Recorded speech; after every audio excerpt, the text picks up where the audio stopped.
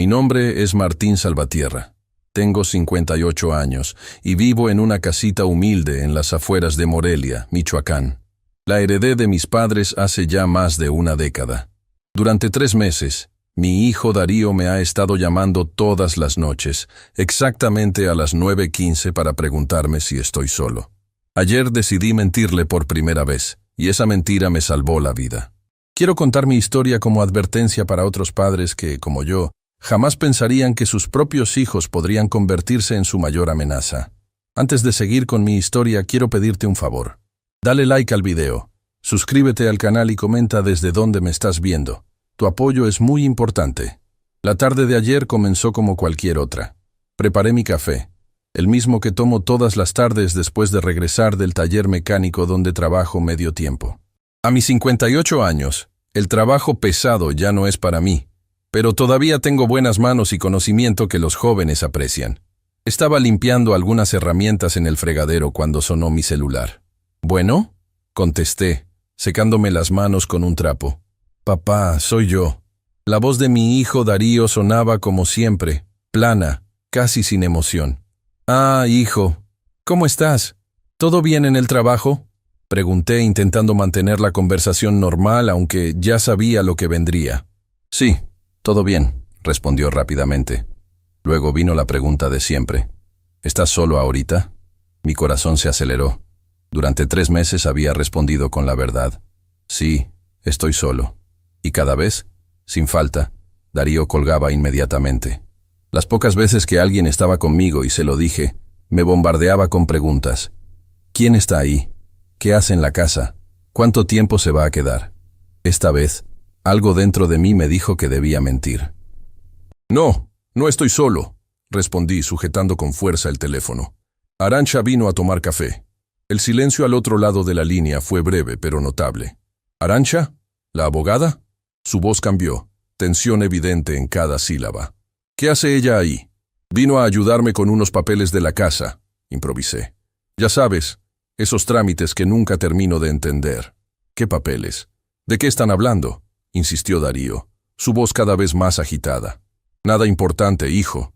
Solo la escritura de la casa, impuestos, cosas de viejos, dije intentando sonar casual. ¿Por qué? ¿Necesitas algo? No, respondió secamente. Mejor hablamos mañana. Colgó sin despedirse como siempre. Me quedé mirando el teléfono, con una mezcla de alivio y preocupación. Era la primera vez en 3 meses que rompía el patrón. Y la reacción de Darío me inquietó. Dejé el teléfono sobre la mesa y caminé hacia la ventana. La casita que me dejaron mis padres no es gran cosa. 2 recámaras pequeñas, un baño, cocina-comedor y una salita. Pero es mi hogar, lleno de recuerdos y del esfuerzo de toda una vida. Nunca pensé que tendría que protegerlo de mi propio hijo. Darío nació cuando yo tenía 26 años. Su madre, Lucía, y yo nunca nos casamos.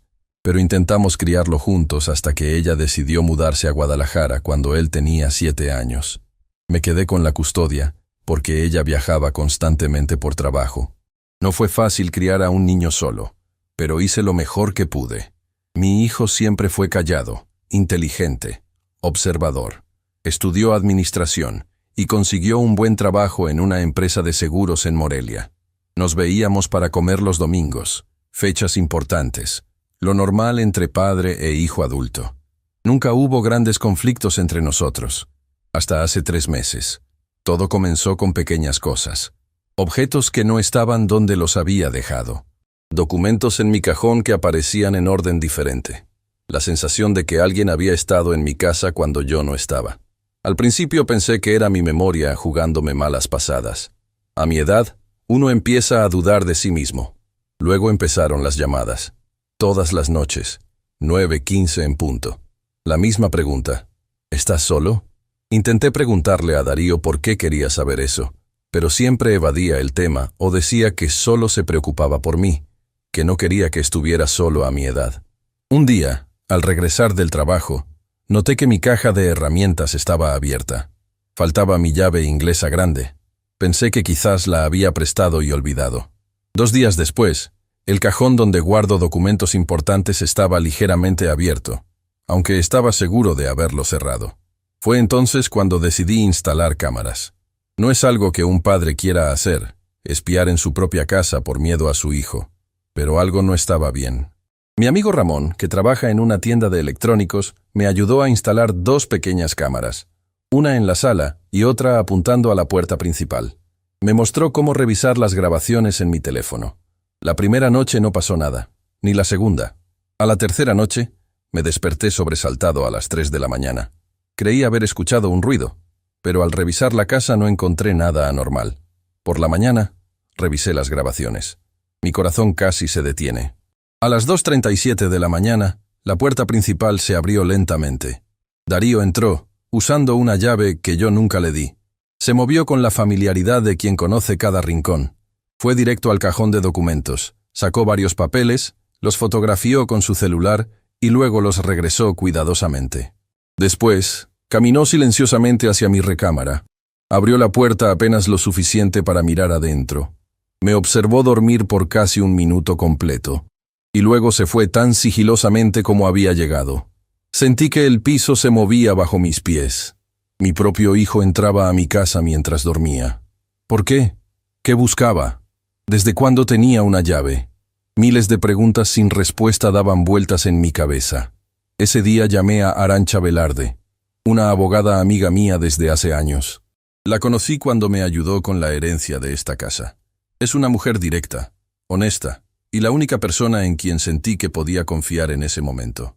Nos reunimos en una cafetería lejos de mi casa y de la oficina de Darío.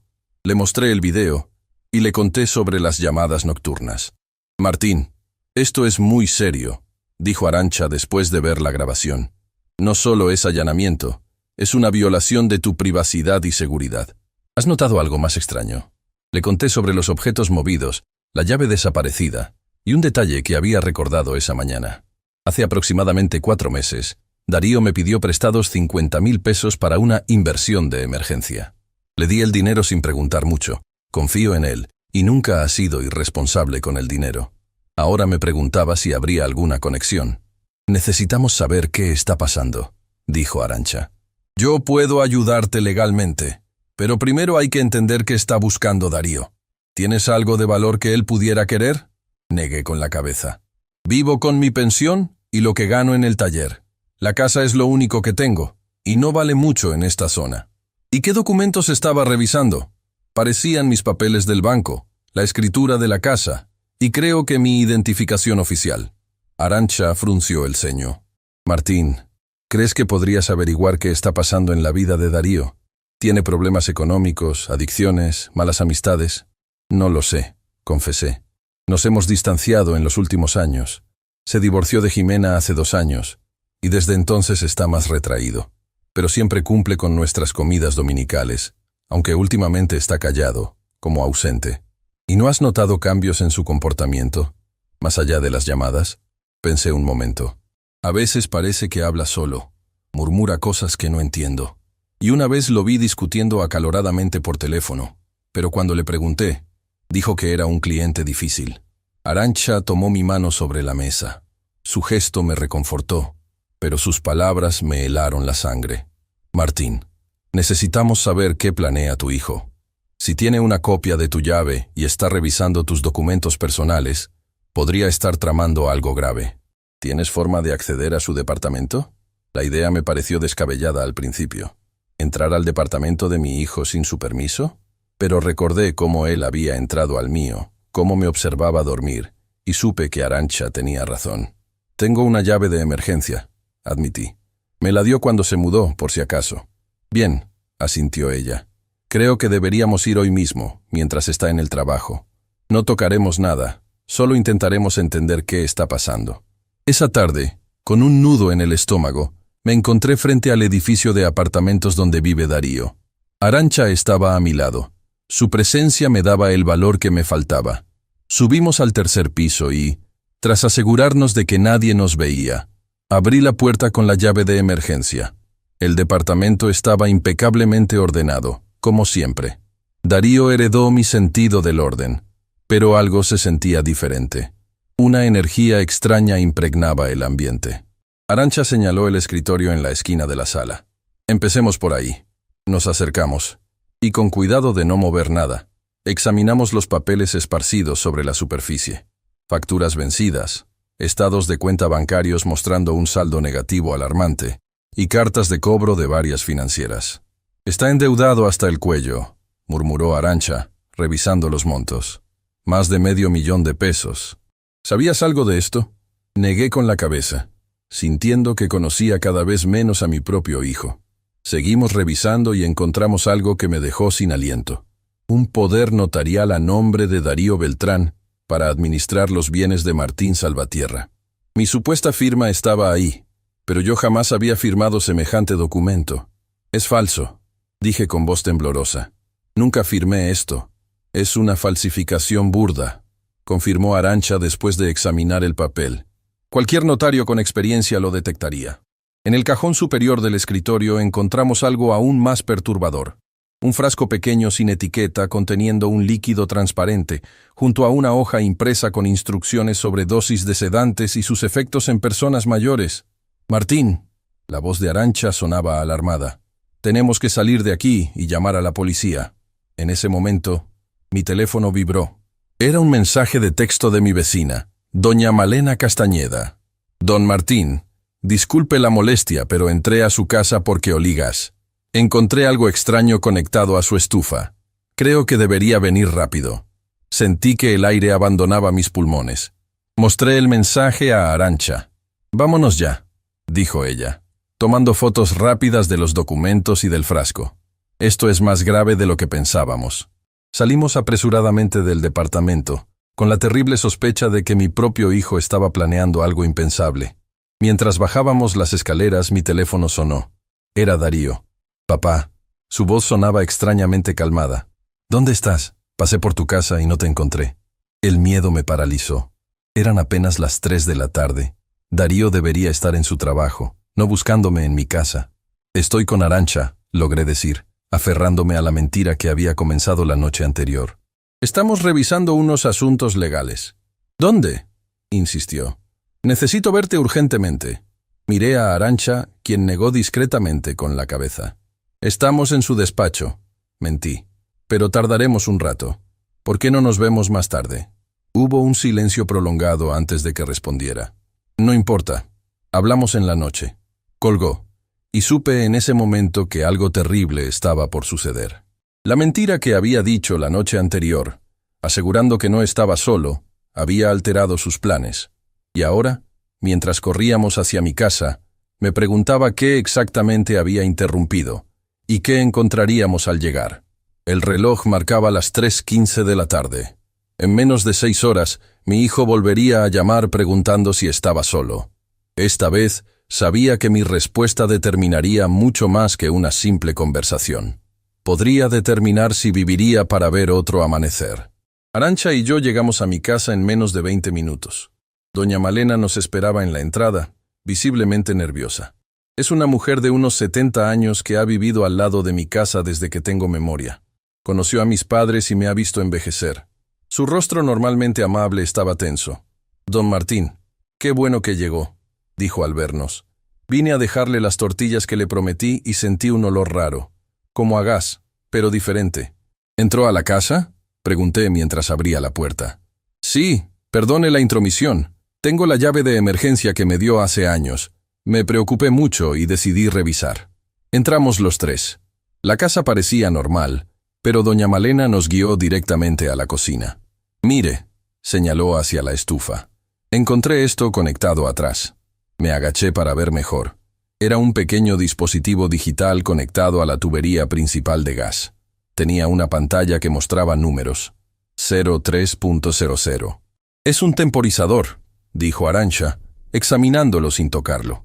«Parece programado para activarse a las 3 de la mañana». «¿Activarse para qué?», preguntó doña Malena. Con cuidado, seguí los cables que salían del temporizador. Estaban conectados a una válvula que no pertenecía a mi instalación original. «Para abrir el gas», respondí con un hilo de voz. «A las 3 de la mañana mientras duermo». Nos miramos en silencio, comprendiendo la gravedad de lo que habíamos encontrado. Mi hijo no solo entraba a mi casa por las noches, había instalado un mecanismo para liberarme gas mientras dormía. Hay que llamar a la policía, dijo Arantxa, sacando su teléfono. Espera, la detuve. Necesitamos pruebas más concretas. Si acusamos a mi hijo sin evidencia suficiente, podría negarlo todo. ¿Qué más pruebas quieres, Martín? Esto es un intento de asesinato. Lo sé, respondí, sintiendo que cada palabra me quemaba la garganta. Pero necesitamos entender todo el plan. ¿Por qué lo hace? Quiero estar seguro antes de destruir su vida. Arantxa me miró con una mezcla de comprensión y frustración. ¿Y qué propones? El frasco que encontramos en su departamento. Necesitamos saber qué contiene. Doña Malena, que había escuchado nuestra conversación con creciente horror, intervino. Conozco a alguien que podría ayudar. Mi sobrino Teodoro es químico forense en el laboratorio estatal. Si es urgente, él podría analizarlo discretamente. Eso sería perfecto, dijo Arantxa. Pero primero, desconectemos esta cosa y documentemos todo. Tomó fotos del dispositivo desde varios ángulos mientras yo, con manos temblorosas, lo desconectaba cuidadosamente. Lo guardamos en una bolsa plástica junto con las herramientas que Darío había usado para instalarlo. No puedes quedarte aquí esta noche, dijo Arantxa. Es demasiado peligroso. Puede quedarse en mi casa, ofreció doña Malena. Tengo un cuarto extra desde que mi hijo se fue a Estados Unidos. Negué con la cabeza. Tengo que estar aquí cuando Darío llame a las 9:15. Si no contesto o si estoy en otro lugar, sospechará que algo pasa. Entonces nos quedaremos contigo, decidió Arantxa. No vas a enfrentar esto solo, Martín. Pasamos la siguiente hora registrando minuciosamente la casa en busca de otros dispositivos. No encontramos nada, pero el miedo ya estaba instalado. Mi propio hogar se había convertido en una trampa mortal. Vamos con tu sobrino ahora mismo, le dije a doña Malena, sosteniendo la bolsa con el frasco que habíamos traído del departamento de Darío. Necesitamos saber qué es esto antes de que anochezca. El laboratorio donde trabajaba Teodoro Alcázar estaba a unos 40 minutos de mi casa. Durante el trayecto, Arantxa llamó a un amigo suyo que trabaja en la policía, el comandante Augusto Rincón, y le explicó la situación sin mencionar nombres. Le pidió consejos sobre cómo proceder. Dice que necesitamos evidencia sólida, me informó después de colgar. Con lo que tenemos ahora, podríamos conseguir una orden de cateo para el departamento de Darío. Pero primero debemos confirmar qué contiene ese frasco. Teodoro nos recibió en la entrada trasera del laboratorio. Es un hombre joven, de unos 35 años, con lentes gruesos y una expresión seria. Nos llevó a su oficina privada, donde le explicamos la situación. Esto es muy grave, tío Martín, dijo después de escuchar nuestra historia. Aunque no somos familia, siempre me ha llamado así por respeto. Puedo analizar el contenido ahora mismo, pero debo advertirles que si encuentro algo ilegal, tendré que reportarlo oficialmente. Entendemos, respondió Arantxa. Solo queremos la verdad. Mientras Teodoro trabajaba en su laboratorio, me senté en una silla, con la mirada perdida. ¿Cómo había llegado a esto? ¿En qué momento mi hijo, aquel niño que crié con tanto amor, había decidido que mi vida no valía nada? Martín, la voz de Arantxa me sacó de mis pensamientos. ¿Has notado cambios en el comportamiento de Darío en los últimos meses? Cualquier cosa inusual, más allá de las llamadas. Intenté hacer memoria. Renunció a su trabajo en la aseguradora hace unos 6 meses. Dijo que había encontrado algo mejor, pero nunca especificó qué. Desde entonces parece tener horarios extraños. A veces no responde mis llamadas por días y luego aparece como si nada. ¿Y no mencionó problemas económicos? ¿No te pidió más dinero después de aquellos 50,000 pesos? No directamente, recordé. Pero hace 2 meses me preguntó si había pensado en vender la casa. Dijo que podría conseguirme un buen precio, que a mi edad estaría mejor en un departamento más pequeño, más fácil de mantener. Le dije que no, que quería morir en la casa de mis padres. ¿Y cómo reaccionó? Se molestó. Dijo que era terco, que no pensaba en mi futuro. Fue nuestra primera discusión fuerte en años. Arantxa tomó notas en su teléfono. ¿Sabes si tiene seguro médico, seguro de vida, algo así? La pregunta me pareció extraña. Supongo que sí. Trabajaba en una aseguradora. Sería raro que él mismo no tuviera cobertura. ¿Y tú? ¿Tienes algún seguro de vida donde él sea beneficiario? Antes de que pudiera responder, Teodoro regresó a la oficina. Su expresión era sombría. Ya tengo los resultados preliminares, dijo, quitándose los guantes de látex. Es una mezcla de barbitúricos y un derivado sintético de fentanilo. En dosis pequeñas causa somnolencia y confusión. En dosis mayores, depresión respiratoria y paro cardíaco. ¿Es detectable en una autopsia?, preguntó Arantxa. No fácilmente, sobre todo si la muerte se atribuye a otra causa, como inhalación de gas. Se necesitarían pruebas toxicológicas específicas que no son estándar en todos los casos. Las piezas comenzaban a encajar. Un plan meticuloso para eliminarme sin levantar sospechas. Martín, Arantxa puso su mano sobre mi hombro. Creo que Darío está intentando asesinarte por dinero. Las deudas, el poder notarial falsificado, el dispositivo en la estufa, esta sustancia, todo apunta a un seguro de vida o algo similar. Pero yo no tengo ningún seguro que valga la pena, respondí confundido. Solo el básico que viene con mi pensión. No vale más de 50,000 pesos. Necesitamos averiguar si Darío contrató alguna póliza a tu nombre, dijo Teodoro. Trabajaba en una aseguradora, ¿no? Podría haber falsificado tu firma en más documentos. Miré el reloj, 6:30 de la tarde. Menos de 3 horas para la llamada habitual de Darío. Volvamos a casa, decidí. Necesito estar allí cuando llame. Teodoro guardó una muestra del líquido como evidencia y nos acompañó a la salida.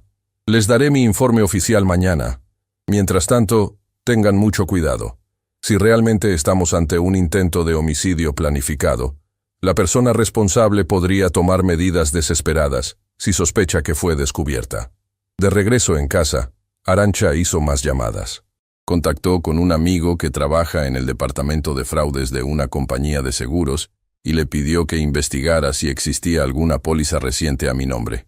Tengo otra teoría, dijo mientras esperábamos. ¿Qué tal si Darío contrató un seguro de vida para ti sin que lo supieras?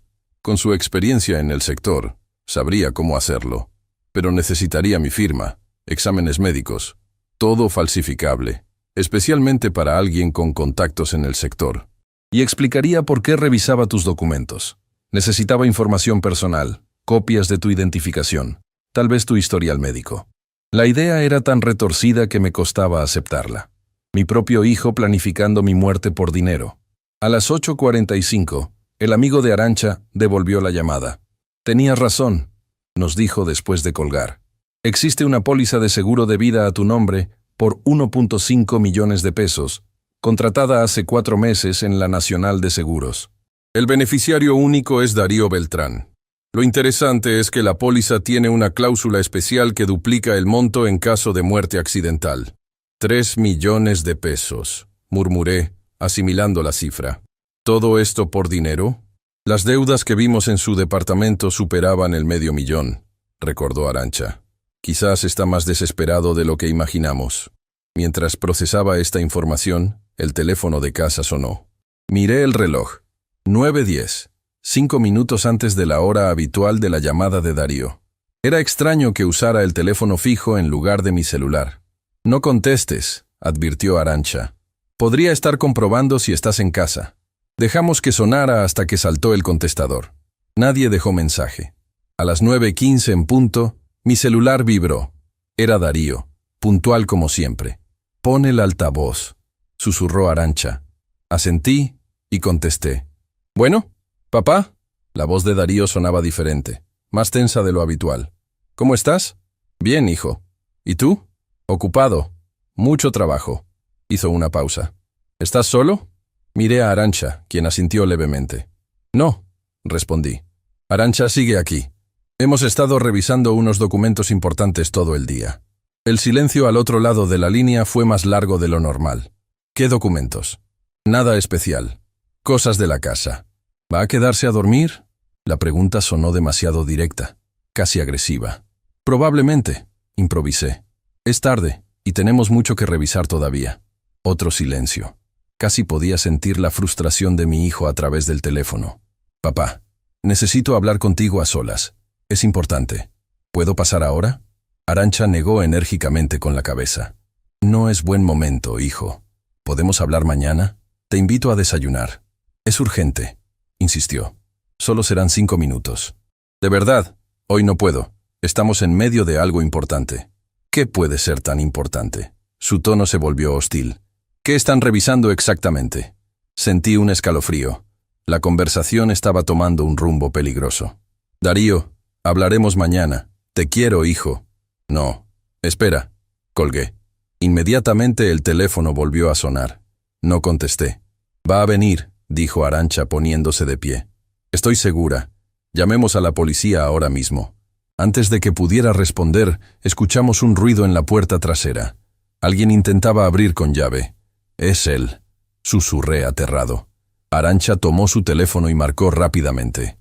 Augusto, necesitamos ayuda inmediata, dijo en voz baja. Dio mi dirección y colgó. La policía viene en camino, me informó, pero tardará al menos 10 minutos. El sonido de la llave girando en la cerradura nos paralizó. La puerta trasera se abrió lentamente. «Papá, ¿estás ahí?» La voz de Darío sonaba extrañamente tranquila. No respondí. Arantxa y yo nos miramos, evaluando nuestras opciones. Mi casa es pequeña, no hay muchos lugares donde esconderse. Sé que estás aquí, continuó Darío entrando en la cocina. Tu carro está afuera. Tomé una decisión. Me levanté y caminé hacia la cocina. Arantxa intentó detenerme, pero le indiqué que se quedara atrás. Aquí estoy, hijo, dije, enfrentándome a él. Darío estaba de pie junto a la estufa, exactamente donde había estado el dispositivo que desconectamos horas antes. Llevaba una mochila pequeña, y su mirada recorrió rápidamente la cocina, buscando algo. ¿Dónde está Arantxa?, preguntó, su voz controlada pero sus ojos inquietos. Salió a comprar algo para la cena. ¿Qué es tan urgente que no puede esperar hasta mañana? Darío dejó su mochila sobre la mesa de la cocina. Quería hablar sobre la casa. He estado pensando en lo que discutimos, sobre que deberías venderla. Ya te dije que no quiero vender. Es lo mejor para ti, insistió. Este barrio ya no es seguro para una persona mayor viviendo sola. No estoy tan viejo, Darío, y me gusta mi vida aquí. Mi hijo se acercó a la estufa y miró detrás, notando inmediatamente que faltaba algo. ¿Has estado moviendo cosas por aquí?, preguntó, su tono ahora más tenso. ¿A qué te refieres? La conexión del gas. Parece que alguien la manipuló.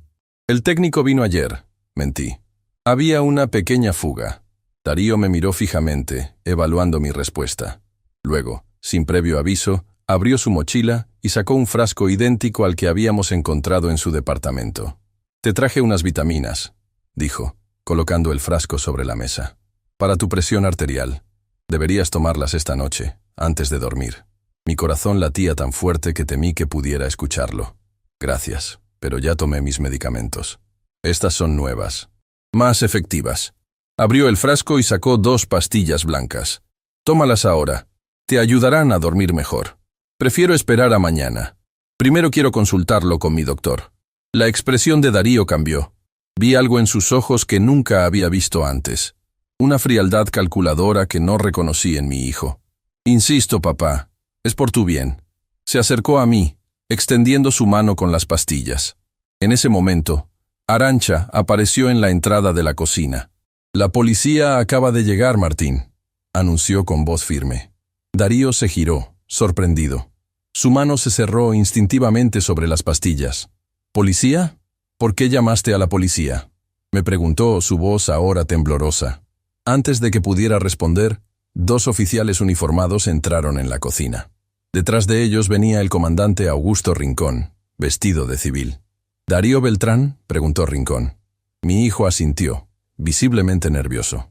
Tenemos algunas preguntas sobre un dispositivo encontrado en esta casa, un frasco de sustancias controladas y una póliza de seguro contratada hace 4 meses. Continuó el comandante. Le sugiero que nos acompañe a la comisaría. Darío me miró, sus ojos ahora llenos de pánico. Por un instante, vi al niño asustado que una vez consolé después de una pesadilla. Luego, su expresión cambió nuevamente, endureciéndose. No entiendo de qué hablan, dijo. Solo vine a visitar a mi padre. A traerle unas vitaminas. El comandante señaló el frasco sobre la mesa. ¿Son esas las vitaminas? ¿Le importa si las analizamos? En ese momento, Darío pareció colapsar. Sus hombros cayeron y toda la tensión en su rostro se transformó en una expresión de derrota. Él me lo ordenó, murmuró, tan bajo que apenas lo escuché. Dijo que era la única salida. ¿Quién te lo ordenó, hijo?, pregunté, acercándome cautelosamente. Darío levantó la mirada. sus ojos ahora extrañamente vacíos. El hombre de la esquina, el que me habla cuando nadie más está cerca, dijo que si no lo hacía, vendría por mí. Un escalofrío recorrió mi espalda. No había ningún hombre en ninguna esquina. Mi hijo estaba hablando de voces en su cabeza. Darío. ¿Desde cuándo escuchas a este hombre?, preguntó el comandante, con voz sorprendentemente suave. Desde hace tiempo. Meses. Años tal vez. Darío se llevó las manos a la cabeza. Quería que me asegurara que papá estuviera solo, que nadie interfiriera. Miré a Arantxa, cuyos ojos reflejaban la misma dolorosa comprensión que seguramente mostraban los míos. Esto iba más allá de las deudas, más allá del dinero. Mi hijo estaba enfermo, gravemente enfermo. Mientras los oficiales esposaban a Darío y le leían sus derechos, sentí que mi mundo se desmoronaba. La policía confiscó el frasco de vitaminas y revisó la mochila de mi hijo, encontrando más dispositivos similares al que habíamos desconectado de la estufa. «Señor Salvatierra», dijo el comandante Rincón mientras se llevaban a Darío, «necesitaremos su declaración formal mañana, y creo que debería considerar solicitar una evaluación psiquiátrica para su hijo». Asentí, incapaz de hablar. Vi cómo metían a Darío en el carro patrulla. Su mirada perdida me rompió el corazón. ¿Cómo no había notado que estaba sufriendo? ¿Cómo no había visto las señales? «No es tu culpa, Martín», dijo Arantxa, como si leyera mis pensamientos. «Las enfermedades mentales pueden ser muy difíciles de detectar, incluso para los más cercanos». Cuando todos se fueron, me quedé solo en mi sala, contemplando el teléfono. Las llamadas de Darío a las 9:15, su insistencia en saber si estaba solo, su entrada furtiva por las noches. Todo tenía ahora un significado más oscuro y más triste del que había imaginado. Esa noche, por primera vez en meses, mi teléfono no sonó a las 9:15. En lugar de sentir alivio, sentí un vacío profundo. Mi hijo estaba en una celda, enfrentando cargos graves, y yo acababa de descubrir que la amenaza a mi vida no venía del hijo que creía conocer, sino de una enfermedad que lo había transformado en alguien que ya no reconocía. Mañana tendría que enfrentar interrogatorios, papeleo, abogados, médicos. Pero esta noche, solo podía pensar en todas las veces que Darío me había preguntado si estaba solo. Quizás, en el fondo, era él quien siempre se había sentido solo, atrapado en una mente que le jugaba terribles pasadas. Y yo, su padre, no había sabido verlo. No dormí esa noche. ¿Cómo podría, sabiendo que mi hijo estaba en una celda, enfrentando cargos por intentar asesinarme? La madrugada me encontró sentado en mi sala, con una taza de café frío entre las manos, tratando de entender cómo habíamos llegado a esto. A las 7 de la mañana, Arantxa tocó mi puerta. Había ojeras bajo sus ojos. Tampoco había dormido mucho. «¿Cómo estás, Martín?», preguntó, aunque la respuesta era obvia. «Destrozado», admití. No dejo de pensar que debí haberlo notado, que debí haber visto las señales. «No te tortures. Ahora lo importante es conseguir ayuda para Darío». Tenía razón, por supuesto. Arantxa siempre tenía razón. Es lo que más aprecio de ella, su capacidad para mantener la cabeza fría en momentos de crisis. «Hablé con Augusto esta mañana», continuó, refiriéndose al comandante Rincón. «Darío pasó la noche en el área médica de la comisaría. Un psiquiatra lo evaluó preliminarmente. ¿Y? El doctor cree que está experimentando un episodio psicótico agudo. Mencionó esquizofrenia paranoide como diagnóstico preliminar, pero necesitarán más evaluaciones». La palabra esquizofrenia cayó como una losa sobre mis hombros. Había escuchado sobre esa enfermedad, pero siempre como algo lejano, algo que les pasaba a otros. ¿Qué pasará ahora? Hay una audiencia preliminar a las 10. El juez determinará si Darío debe permanecer detenido o si puede ser trasladado a una institución psiquiátrica mientras se completa la investigación. Me levanté, decidido. Tenemos que estar ahí. «Por supuesto», asintió Arantxa. «Pero antes, hay alguien que quiere hablar contigo». Antes de que pudiera preguntar a quién se refería, el timbre sonó. Arantxa abrió la puerta y entró una mujer que no veía desde hace años. Jimena Aranda, la exesposa de Darío.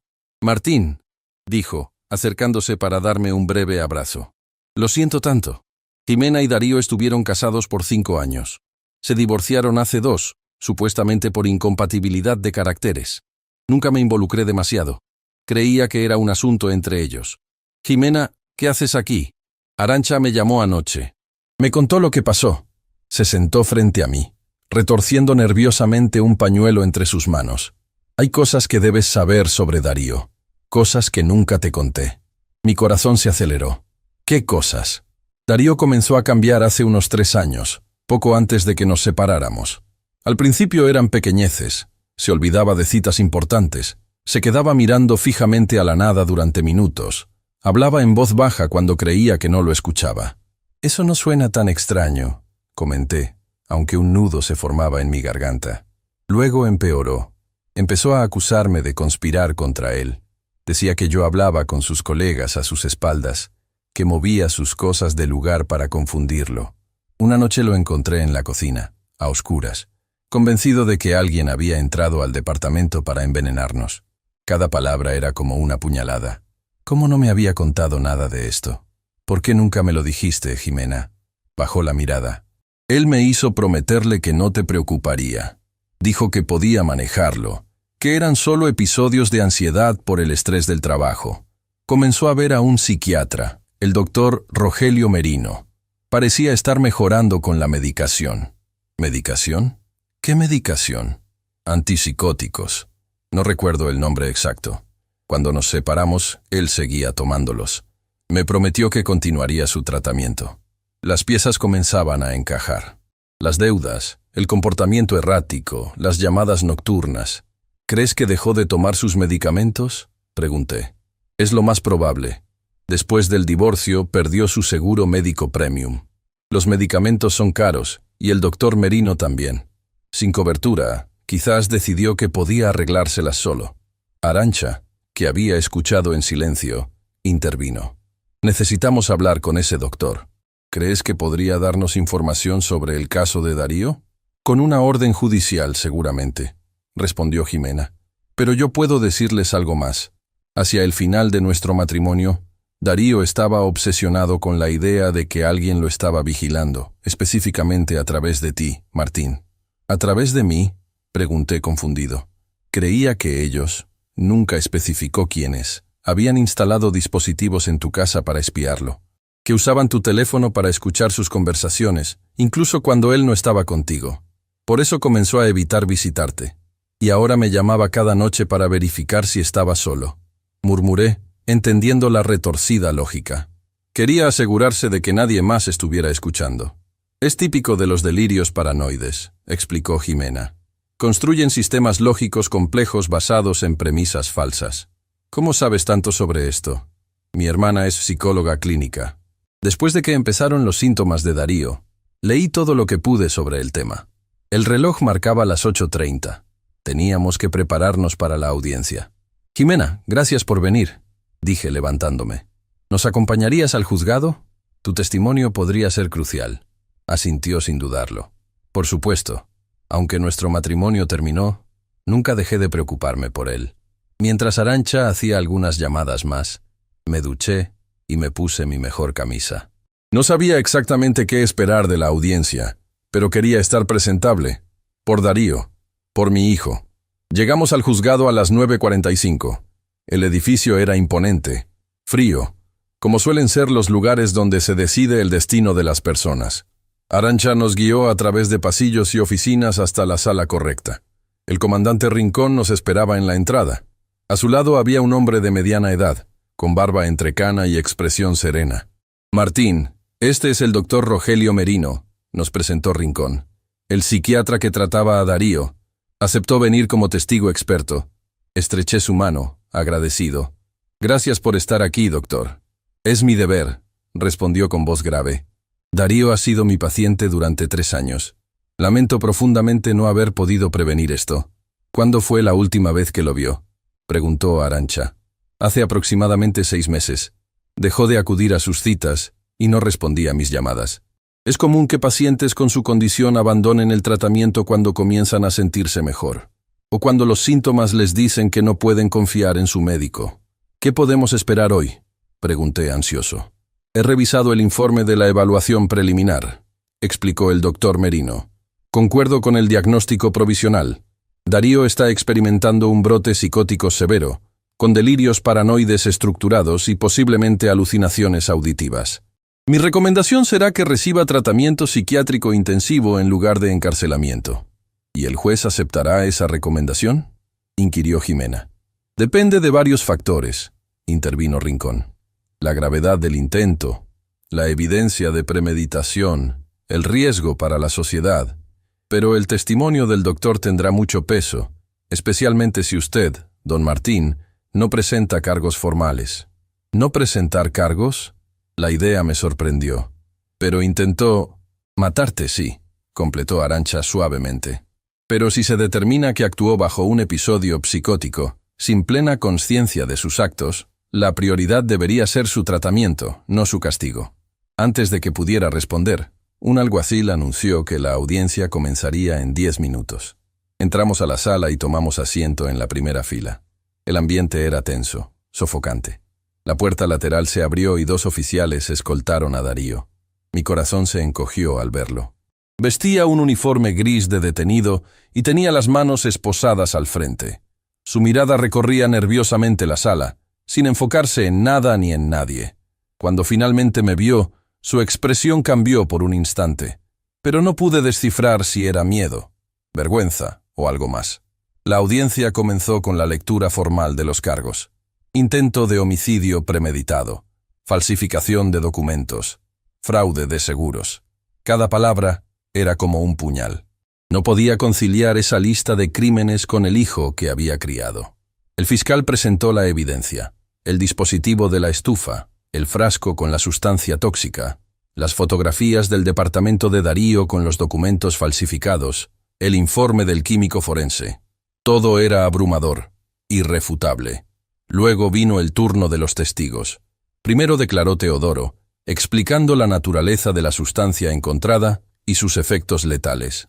Después fue Arantxa, detallando cómo descubrimos el plan. Cuando me llamaron al estrado, sentí que mis piernas apenas podían sostenerme. Juré decir la verdad, y luego relaté la historia desde el principio. Las llamadas nocturnas, los objetos movidos, las grabaciones de Darío entrando a mi casa, el descubrimiento del seguro de vida. «Señor Salvatierra», preguntó el juez, un hombre de rostro severo pero ojos amables. ¿Desea presentar cargos formales contra su hijo? Miré a Darío, sentado junto a su abogado defensor. Parecía ausente, como si su mente estuviera en otro lugar, luchando batallas invisibles para todos nosotros. «No, su señoría», respondí con firmeza. «Mi hijo está enfermo. Necesita tratamiento, no una celda». Darío levantó la mirada por primera vez, sus ojos encontrándose con los míos. Vi confusión, dolor y un atisbo de aquel niño que una vez me pidió que revisara debajo de su cama para asegurarse de que no había monstruos. El testimonio del doctor Merino fue extenso y detallado.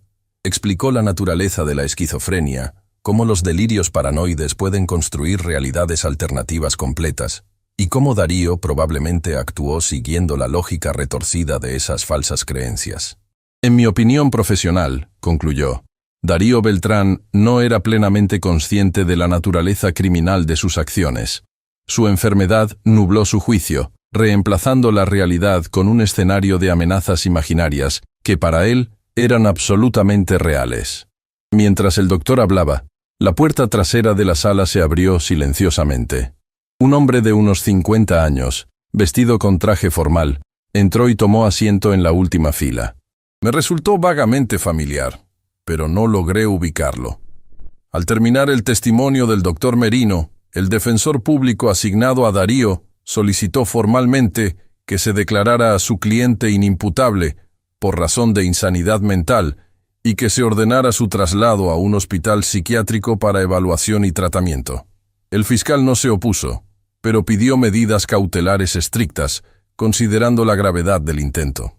El juez escuchó a ambas partes y luego anunció un receso de 20 minutos para deliberar su decisión. Cuando todos comenzaron a levantarse, el hombre que había entrado tarde se acercó a nosotros.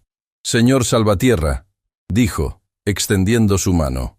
«Soy Baltazar Pineda, ex jefe de Darío en la Nacional de Seguros». Ahora lo recordaba. Lo había visto un par de veces en eventos de la empresa. Señor Pineda, ¿qué hace aquí? Me enteré de lo sucedido por un contacto en la policía. Vengo a entregar algo que puede ser relevante para el caso. Sacó una carpeta de su maletín. Son los reportes de recursos humanos sobre el comportamiento de Darío durante sus últimos meses en la empresa. Arantxa tomó la carpeta y la hojeó rápidamente. Esto muestra un patrón claro de deterioro. Exactamente, confirmó Pineda. Darío era un empleado ejemplar hasta hace aproximadamente un año.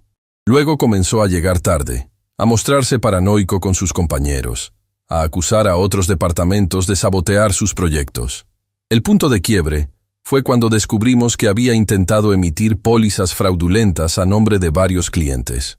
¿Por eso lo despidieron?, pregunté. Técnicamente, renunció antes de que concluyera la investigación interna. Decidimos no presentar cargos por consideración a su estado mental evidente. Le recomendamos buscar ayuda profesional. Bajó la mirada, incómodo. Quizás debimos haber sido más firmes, haber contactado a su familia. No se culpe, intervino el doctor Merino.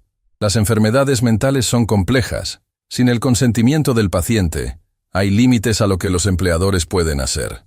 El alguacil anunció que el juez estaba listo para entregar su resolución. Volvimos a nuestros asientos, ahora con Baltasar Pineda junto a nosotros. El juez entró y todos nos pusimos de pie. Su rostro no revelaba nada. Habiendo escuchado los testimonios y examinado la evidencia presentada, este juzgado determina lo siguiente.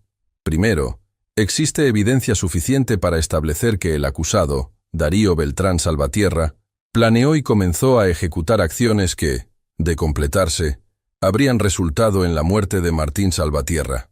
Hizo una pausa, y el silencio en la sala era absoluto. Sin embargo, también existe evidencia médica convincente de que el acusado sufre de un trastorno mental severo que afectó significativamente su capacidad para comprender la criminalidad de sus actos. Por tanto, se declara al acusado inimputable por razones de insanidad mental. Un murmullo recorrió la sala. El juez continuó. Se ordena el traslado inmediato del acusado al Hospital Psiquiátrico Estatal para evaluación exhaustiva y tratamiento por un período inicial de 3 años, sujeto a revisiones periódicas de su progreso. Durante este tiempo, se le prohíbe cualquier contacto con la víctima sin supervisión médica y autorización judicial. Miré a Darío, esperando ver alguna reacción, pero su rostro seguía impasible, como si la sentencia fuera sobre otra persona. El juez golpeó su mazo, dando por concluida la audiencia. Los oficiales se acercaron a Darío para llevárselo. ¿Puedo hablar con él?, le pregunté al abogado defensor. Lo siento, señor Salvatierra. Será trasladado inmediatamente al hospital. Quizás en unas semanas, cuando esté más estabilizado. Vi cómo se llevaban a mi hijo, esposado, custodiado como un criminal, pero víctima de su propia mente enferma. Quise correr hacia él, abrazarlo, decirle que todo estaría bien, que lo ayudaríamos a sanar. Pero me quedé inmóvil, paralizado por la mezcla de alivio, dolor y culpa que me embargaba. Afuera del juzgado, el sol brillaba con una indiferencia cruel. La vida seguía. El mundo continuaba girando, ajeno a cómo mi realidad se había hecho añicos en menos de 24 horas. Hiciste lo correcto, Martín, dijo Arantxa, apretando mi mano. Darío recibirá la ayuda que necesita. ¿Y después? ¿Qué pasará cuando salga? ¿Cómo podré volver a confiar en él? ¿Cómo podrá él perdonarme por no haber visto que sufría? El doctor Merino, que nos acompañaba, intervino. La esquizofrenia es tratable, señor Salvatierra. Con medicación adecuada y terapia, muchos pacientes logran llevar vidas funcionales. No será un camino fácil, pero hay esperanza. Me gustaría visitar el hospital, dije.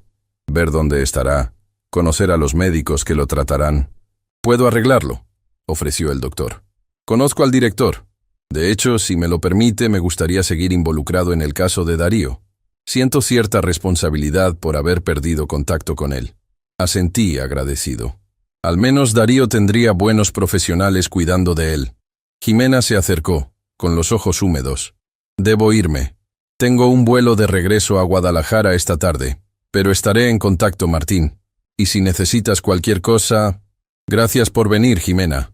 Tu testimonio fue crucial». Nos despedimos con un abrazo breve. Mientras la veía alejarse, pensé en todo lo que no sabía sobre la vida de mi hijo. en todas las señales que había pasado por alto. Baltasar Pineda también se despidió, entregándome su tarjeta. Por favor, manténgame informado sobre la evolución de Darío. Era un excelente empleado, muy talentoso. Cuando esté mejor, podríamos hablar sobre posibilidades de reincorporación.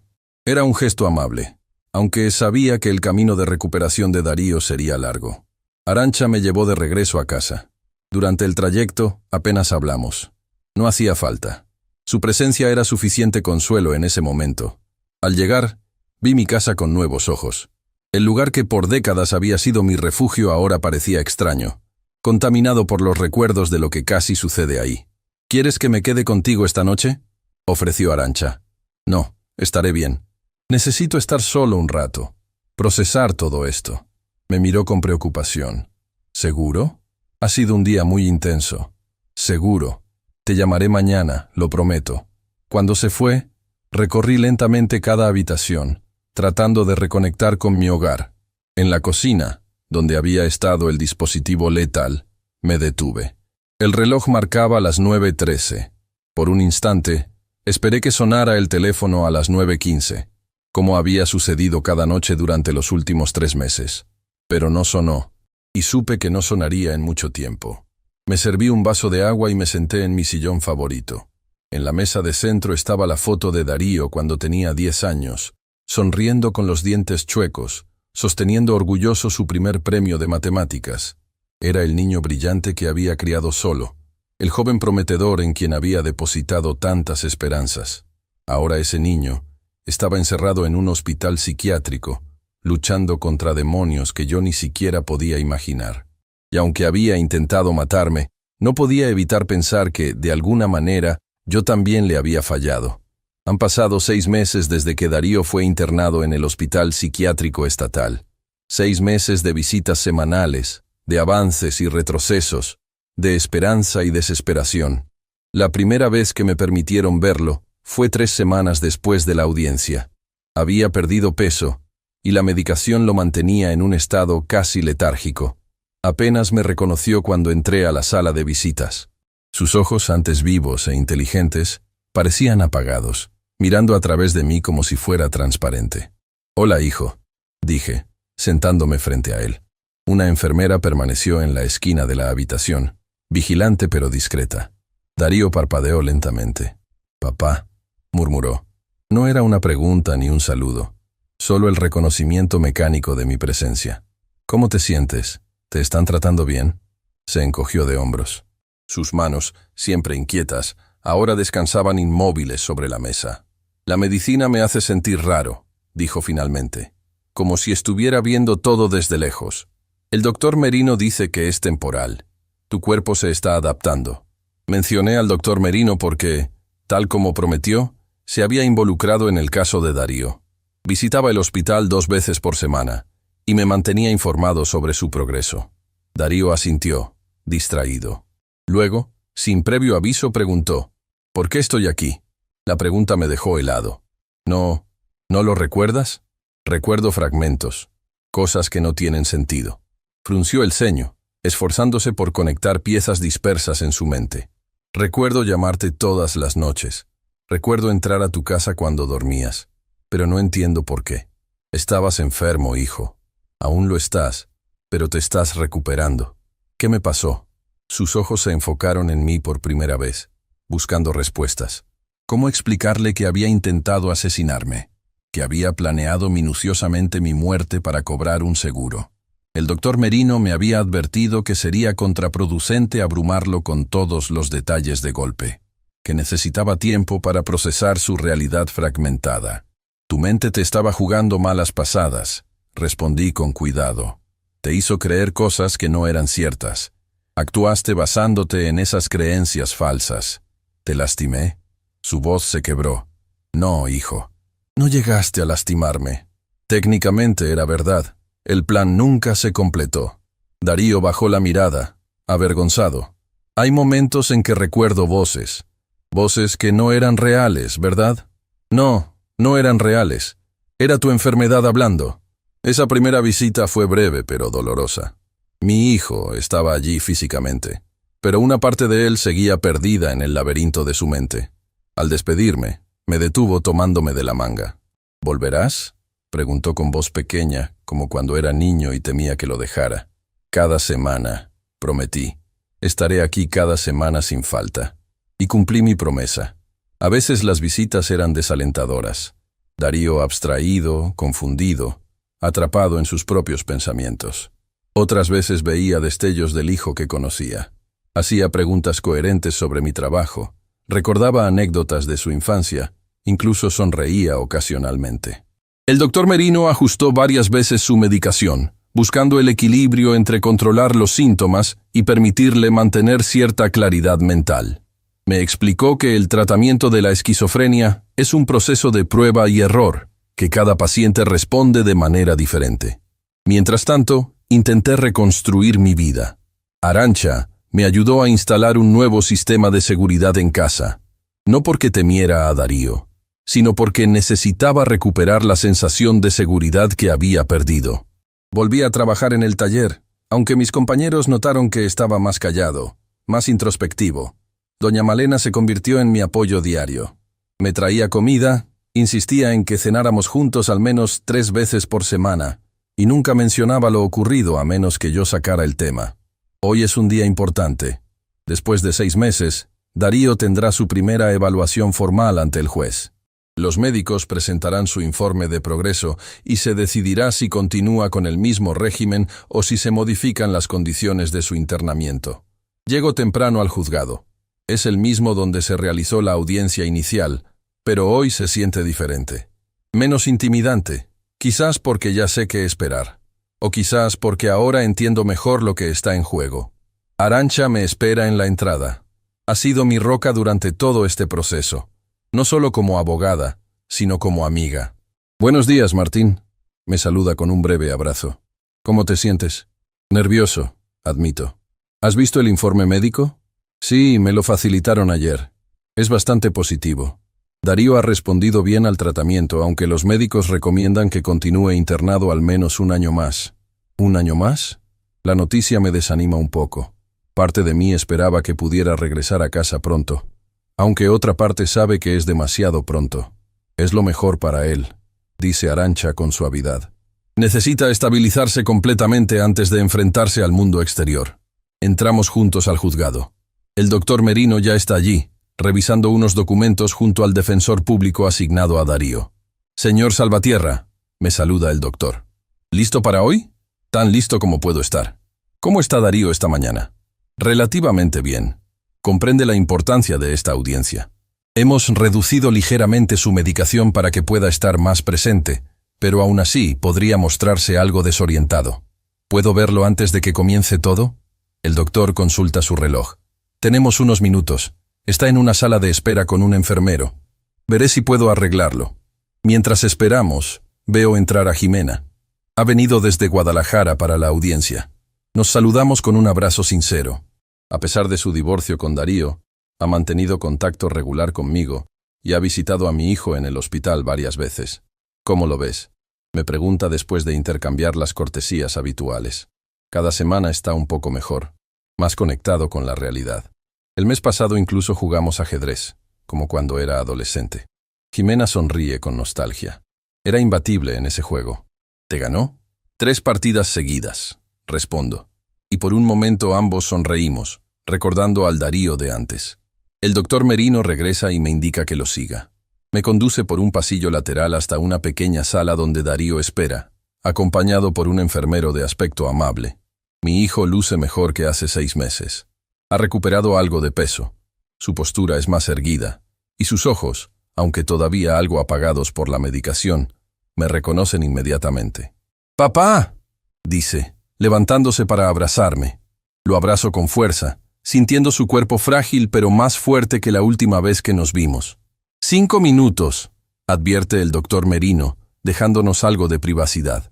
¿Estás nervioso por la audiencia?, pregunto cuando nos sentamos. Un poco. Darío se frota las manos, un gesto nervioso que conozco bien. El doctor Merino dice que va a recomendar que siga internado. Es lo mejor para tu recuperación, hijo. Asiente lentamente. Lo sé. No estoy listo para salir. Todavía Todavía escucho voces a veces. No tan fuertes como antes, pero están ahí. Su honestidad me conmueve. Es un progreso enorme que reconozca sus síntomas como lo que son, no como realidades. Con el tiempo y el tratamiento adecuado, esas voces se irán apagando, le aseguro. Aunque en realidad estoy repitiendo lo que me ha dicho el doctor Merino. No tengo certezas, solo esperanza. Papá, dice Darío bajando la voz, hay algo que necesito preguntarte. Algo que me ha estado molestando. Dime, ¿realmente intenté matarte? Sus ojos se llenan de lágrimas. El momento que tanto temía ha llegado. Durante 6 meses hemos evitado hablar directamente sobre lo ocurrido, centrándonos en su recuperación, no en su crimen. Sí, respondo con suavidad. No tiene sentido mentirle. Pero no eras tú mismo. Era tu enfermedad actuando a través de ti. Darío cierra los ojos, las lágrimas ahora corriendo libremente por sus mejillas. Lo recuerdo. No todo, pero lo suficiente. Recuerdo el dispositivo en la estufa. Recuerdo las llamadas para verificar si estabas solo. Todo parecía tan lógico entonces. ¿Por qué, hijo? ¿Qué te decían las voces? Respira hondo antes de responder. Que tú estabas en peligro, que ellos te vigilaban a través de otras personas, que la única forma de salvarte era hacerlo parecer un accidente para que ellos perdieran interés en ti.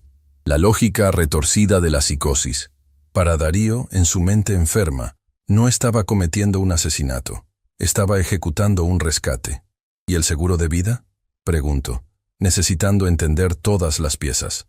Era para escapar después. Las voces decían que ellos vendrían por mí una vez que te hubiera salvado. Necesitaba dinero para desaparecer, para irme lejos donde no pudieran encontrarme. Se seca las lágrimas con la manga. Todo suena tan absurdo ahora, tan enfermo. Es parte del proceso de recuperación. Reconocer lo irracional de esos pensamientos, digo, repitiendo nuevamente las palabras del doctor Merino. El enfermero nos avisa que es hora de ir a la sala. Nos levantamos, y antes de salir, Darío me toma del brazo. ¿Me perdonarás algún día?, pregunta con voz temblorosa. Ya te he perdonado, hijo. Ahora necesitas perdonarte a ti mismo. La audiencia es más breve y menos dramática que la anterior. El juez, el mismo hombre severo pero de mirada amable, escucha los informes médicos. El doctor Merino explica en detalle el diagnóstico confirmado. Esquizofrenia paranoide, ahora en tratamiento y con respuesta positiva a la medicación. Darío permanece sentado junto a su abogado, respondiendo con claridad cuando le hacen preguntas directas. Reconoce su enfermedad, entiende la necesidad de continuar el tratamiento y expresa remordimiento por sus acciones, aunque aclara que actuó bajo la influencia de delirios que en ese momento creía reales. Cuando me toca hablar, expreso mi apoyo incondicional a las recomendaciones médicas. Pido que se considere la posibilidad de permisos supervisados en el futuro, para que Darío pueda comenzar a reintegrarse gradualmente a la vida normal. El juez escucha a todas las partes y luego emite su decisión. Darío continuará internado por un período adicional de 12 meses, con evaluaciones trimestrales. Se autoriza un régimen de visitas más flexible y la posibilidad de salidas supervisadas después del 9º mes, siempre que los médicos lo consideren apropiado. Es una resolución sensata, equilibrada. No es lo que esperaba hace 6 meses, cuando todo esto comenzó, pero es lo mejor para Darío ahora. Después de la audiencia, nos permiten unos minutos más con él antes de que lo lleven de regreso al hospital. Jimena se acerca tímidamente. «Hola, Darío», dice. «¿Te ves bien?» Mi hijo la mira con una mezcla de sorpresa y gratitud. «Jimena, no esperaba verte aquí. Quería saber cómo estabas. Me alegra ver que estás mejor». Su intercambio es breve pero significativo. Hay heridas del pasado que quizás nunca sanen completamente, pero al menos no hay resentimiento entre ellos. Cuando llega el momento de despedirnos, Darío me abraza con fuerza. «Gracias por no abandonarme», susurra. «Nunca lo haría», respondo con la voz entrecortada. «Soy tu padre. Siempre estaré aquí para ti». Lo veo alejarse con el enfermero, caminando más derecho, más presente que hace 6 meses. Hay un largo camino por recorrer, pero hemos dado los primeros pasos. Arantxa, Jimena y yo salimos juntos del juzgado. El sol de la tarde baña la ciudad, recordándome que la vida continúa a pesar de todo. ¿Quieren ir a tomar un café?, propone Jimena. Tengo un par de horas antes de mi vuelo. Acepto la invitación. Mientras caminamos hacia una cafetería cercana, Arantxa me pregunta sobre mis planes para la casa. ¿Has pensado en venderla después de todo lo ocurrido? Niego con la cabeza. Es mi hogar. No voy a dejar que lo que pasó me quite eso también. Hago una pausa. Además, quiero que Darío tenga un lugar al que volver cuando esté listo. Eres un buen padre, Martín, dice Jimena. Siempre lo has sido. Sus palabras me confortan, aunque no puedo evitar preguntarme si un buen padre hubiera notado antes las señales. Si hubiera estado más atento, más presente, ¿podría haber evitado que la enfermedad de Darío avanzara tanto? En la cafetería, mientras tomamos un café, Jimena nos cuenta sobre su trabajo en Guadalajara. Arantxa habla de sus otros casos, y yo escucho, agradecido por estos momentos de normalidad en medio de la tormenta que ha sido mi vida. Cuando Jimena se marcha para tomar su vuelo, Arantxa me acompaña de regreso a casa. En el camino, pasamos frente al taller donde trabajo. ¿Volverás mañana?, pregunta. Sí, la rutina me ayuda a mantenerme centrado. Me alegra oír eso. La vida debe continuar, Martín. Al llegar a casa, doña Malena me espera en el porche con una cacerola de sopa recién hecha. ¿Cómo fue todo?, pregunta preocupada. Bien, Darío seguirá en tratamiento un año más, pero está mejorando. Gracias a Dios. Se persigna. Le he estado rezando todas las noches. Le agradezco la sopa y su apoyo constante. Cuando se va, entro a mi casa. Ya no siento ese miedo, esa sensación de que es un lugar peligroso. He reclamado mi hogar, mi vida. Son las 9:15 de la noche, la hora de la llamada que nunca más llegará. Por costumbre, miro mi teléfono, aunque sé que permanecerá en silencio. Pero esta vez, soy yo quien marca un número. El del Hospital Psiquiátrico Estatal. Después de identificarme, me pasan con la estación de enfermería de la unidad de Darío. Quería saber cómo está mi hijo después de la audiencia. Le explico a la enfermera que contesta. Está tranquilo, señor Salvatierra. Cenó bien y ahora está leyendo en su habitación. ¿Quiere dejarle algún mensaje para mañana? Sí, por favor. Dígale que lo llamaré el viernes para confirmar mi visita del fin de semana y que, dudo un momento, que estoy orgulloso de su progreso. Al colgar, miro la foto de Darío que sigue en la mesa de centro. El niño de 10 años con su premio de matemáticas. Junto a ella, coloco una nueva. Darío y yo jugando ajedrez en el hospital, hace apenas unas semanas. Su sonrisa es tímida pero real. La primera sonrisa genuina en mucho tiempo. Esa noche, mientras me preparo para dormir, reflexiono sobre lo extraordinario que es el amor de un padre. Cómo resiste las peores tormentas, los golpes más duros. Cómo persiste incluso cuando todo parece perdido. Mi hijo intentó matarme, impulsado por los demonios de su mente enferma. Y aún así, lo único que quiero es verlo sanar, verlo volver a ser el mismo. No por mi bien, sino por el suyo.